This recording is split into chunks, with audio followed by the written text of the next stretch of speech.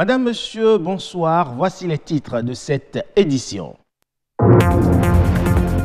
13 octobre 2018, Journée internationale de la prévention des catastrophes. Occasion pour promouvoir une culture mondiale de sensibilisation aux risques et à la réduction des catastrophes.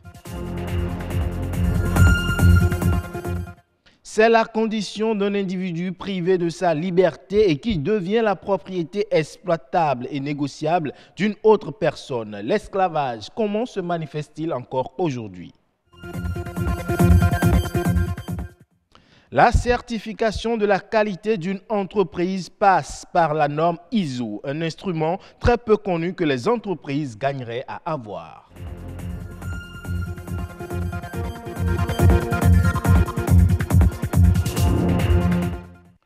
À nouveau, bonsoir. Réduire les pertes économiques dues aux catastrophes. C'est le thème de l'édition 2018 de la Journée internationale de la prévention des catastrophes. Selon les statistiques, 1,35 million de personnes ont péri au cours des 20 dernières années du fait des catastrophes qui ne cessent de croître en fréquence et en intensité. L'événement est célébré le deuxième mercredi du mois d'octobre et cette année, la campagne met l'accent sur les mesures pour une meilleure protection des populations. Docteur Émile Yaovi, expert en catastrophes, nous explique. Il faut une journée pour prévenir les catastrophes dans un premier temps parce qu'il faut faire connaître les catastrophes au grand public, sensibiliser les gens sur ce qu'on appelle catastrophe parce que en matière de catastrophe, la communication elle est horizontale et permettre à tout le monde d'avoir la même connaissance des mêmes choses. Alors, catastrophe, c'est tout événement qui survient de façon imprévisible et qui surprend les gens, engendrant beaucoup de conséquences économiques, des pertes en vies humaines et autres. On a des catastrophes naturelles et catastrophes anthropiques. Comme naturel, c'est comme les inondations, les éruptions volcaniques. Par contre, les catastrophes anthropiques, c'est par exemple les accidents ou bien chimiques, d'origine chimique. Alors, réduire les pertes économiques dues aux catastrophes, c'est qu'il faut anticiper sur les catastrophes, il faut se préparer. Par exemple, élaborer des systèmes d'alerte précoce qui va nous informer à temps que dans tel moment, il y aura probablement telle catastrophe dont il faut prendre des dispositions pour que ça ne soit pas surprenant. C'est ça ce qu'il faut comprendre à travers ce thème.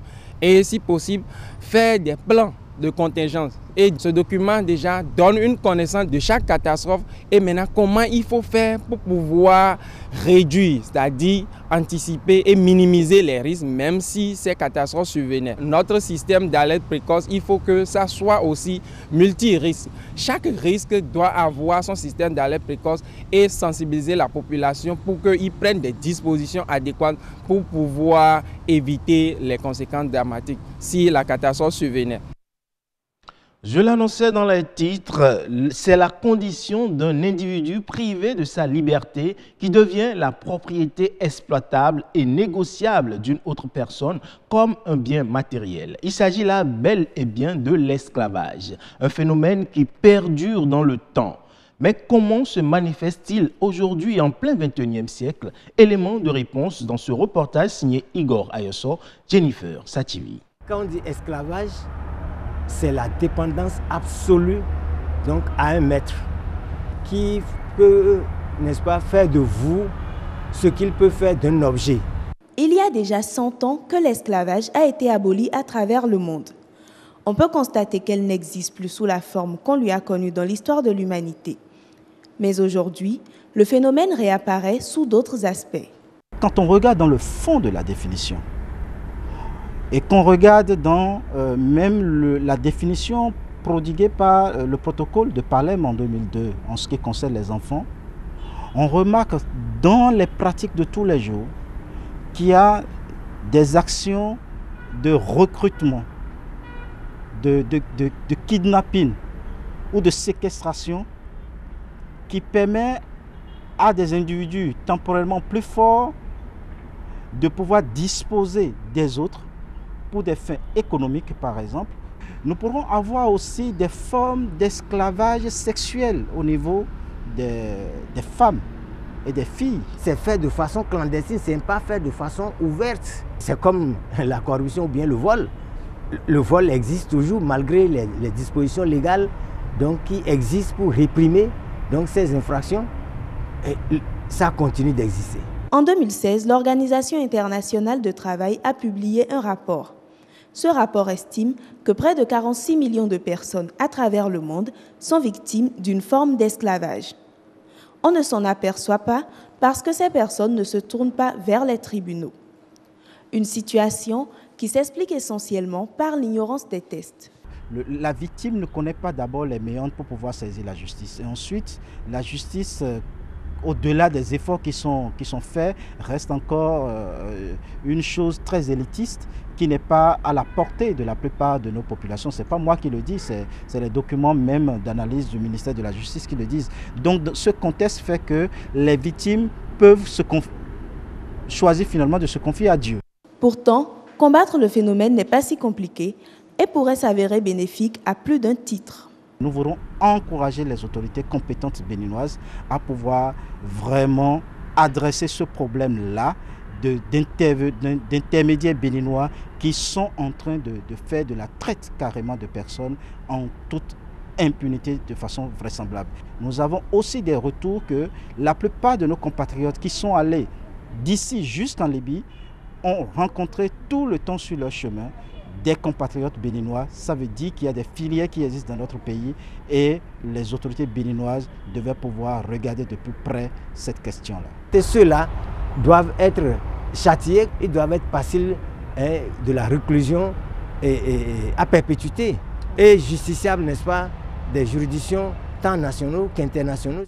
Vous ne le savez peut-être pas, mais selon un rapport de la Fondation Walk Free datant de 2013, le Bénin figure parmi les pays qui pratiquent l'esclavage moderne. Le rapport cite aussi la Côte d'Ivoire, la Gambie, le Gabon, le Sénégal, l'Éthiopie, la Sierra Leone, le Togo et le Cap-Vert. La Mauritanie vient en tête avec un nombre d'esclaves estimé à 150 000 personnes pour un peu moins de 4 millions d'habitants, ce qui représente 4% de la population. La certification ISO, un instrument de management de qualité pour accroître les performances en entreprise. Au Bénin, dans le secteur privé comme dans le public, très peu de sociétés s'engagent dans un système de management de qualité pour la certification ISO. Comment obtenir la certification ISO et que gagnent les entreprises certifiées à la norme? Patrick Adjagbodjou. La certification ISO, c'est à donner une garantie que les dispositions sont prises à l'interne, au sein d'un organisme, pour donner satisfaction aux clients, aux partenaires ou aux usagers. La certification ISO, un référentiel qui met en priorité au sein des entreprises l'efficacité dans les prestations et la satisfaction des exigences des clients. C'est un instrument de management de qualité délivré par un organisme certificateur à l'issue d'un contrôle de qualité. D'abord à l'interne de l'organisation. Le personnel de l'organisation gagne en qualification, en compétences et en professionnalisme. Au niveau externe, c'est que les clients, les partenaires ou les usagers d'un organisme trouvent leur compte dans la satisfaction de leurs besoins et attentes. La certification ISO n'est pas une obligation, mais le marché l'impose. Obtenir la certification ISO, c'est bâtir une entreprise solide et dynamique, centrée sur l'amélioration continue de la qualité à l'interne et auprès des investisseurs.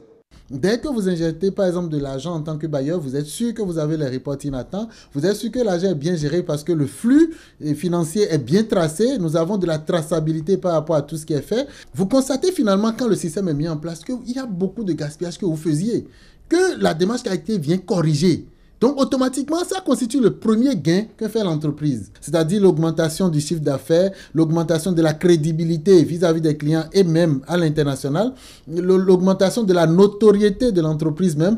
Tout cela est pris en compte et c'est ça le retour cash qu'obtient toute entreprise qui va à la certification ISO. L'Office de radiodiffusion et télévision du Bénin, ORTB, s'est engagé depuis l'installation en décembre 2016 de l'actuel directeur général, Joël Rundolo, dans une nouvelle dynamique pour l'obtention de sa certification ISO.